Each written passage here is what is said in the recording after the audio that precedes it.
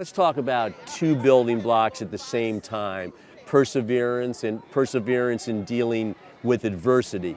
These are qualities that sports can really teach well if it's done the right way. The older kids are a little bit more aware of what perseverance is and, the types of things that you need in order to be, to have what it takes to overcome struggles. And like I said, most of the older children are familiar with that, but they actually, that's one of the things, along with the teaching that we do as far as football, we also have a very short amount of time at the end of each practice where the coach kind of pulls them aside and they take their helmets off and they talk about, somebody give me an example of something that happened at school today.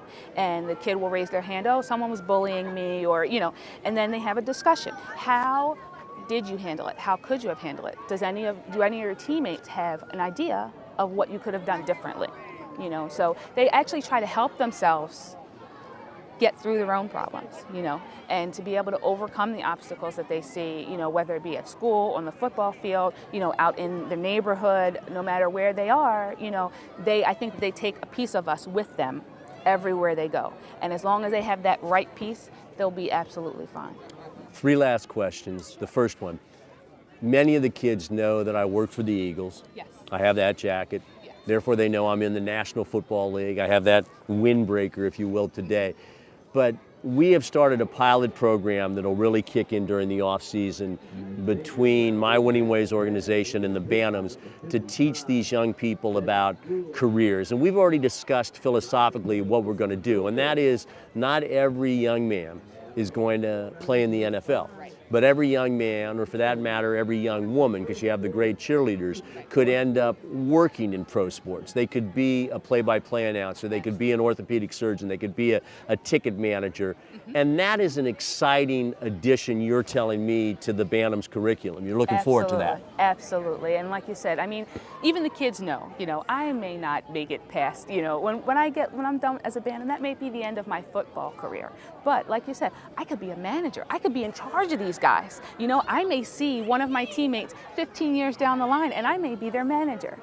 I may be their equipment manager. I could be the person who runs the stadium that they're coming to play. There are so many different possibilities, not just being on the field. They could be a coach. There are so many opportunities, and that's one of the things that in the off season we want to try to express to the children. It's not always about being the quarterback. It's not always about catching the ball and running with the ball, running the touchdown. It's everything that goes along with it. What can I do to be part of the team to make it happen? Not just making it happen, but who can I help in order to make it happen?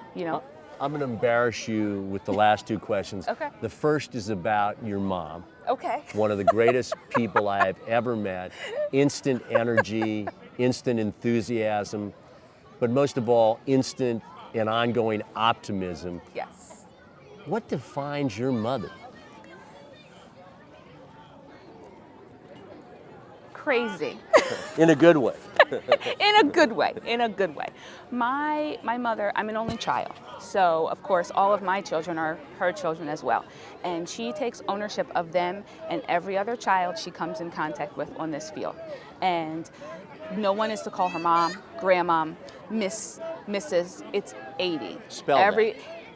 80, right, yeah. Far from her age. Absolutely, Yeah. Absolutely. You talked about your pride in having people say, I met one of the Bantams, Yes. and one of the Bantams was picking up trash or helping another youngster. What does it mean to you? You're an awesome mom.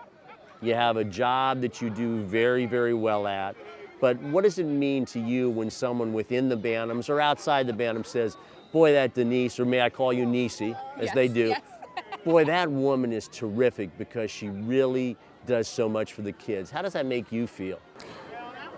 I get overwhelmed when I think of all the things that I try to do, all of the things that I want to do to make things better. Things are great here, but anything that I can do, I feel as though it's my duty to do that. I often tell my family members, my children may not remember how much those cleats cost or, the last person who got, a brand new pair of shoulder pads, but they will remember that at halftime when the kids came running to the sideline, mom's there in her Bantams gear and she's yelling feeling, and she's got a sore throat just like everyone else, you know.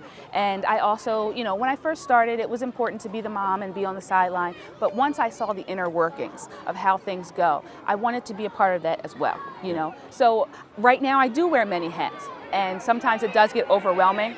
But this right here is it's a reward to me. Just to be able to sit and watch everything go on. Everyone's happy, the kids are running, and everyone's clapping and cheering, and it's working. And that makes me feel like I'm doing what I was put here to do. She's very well liked, very organized. She really loves kids. Willing to do anything for the kids and the organization. She's always on the sidelines, always energized and pumped up. Denise is my heart. I'm really proud to be her mom. She has a beautiful personality and she'll do whatever she can for anybody. Congratulations, Niecy.